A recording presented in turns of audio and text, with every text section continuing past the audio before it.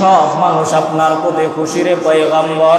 আমি যদি খাদিজা রাতের বেলা ঘুমায়া থাকি আর মক্কার চতুর্দিকে আপনার দুশমনেরা আপনারে মারার জন্য ঘুরে, আপনারে কষ্ট দেওয়ার জন্য ঘুরে রে পয়গম্বর, বলেন আমি খাদিজা ছাড়া আপনার ছায়া হিসাবে মক্কার মধ্যে আর কেউ নাই। আমি যদি ঘুমায়া যাই আর মক্কার মানুষ যদি আপনারে কষ্ট দেয়, তাহলে আমি খাদিজা আরে আল্লাহ মাফ করবে না।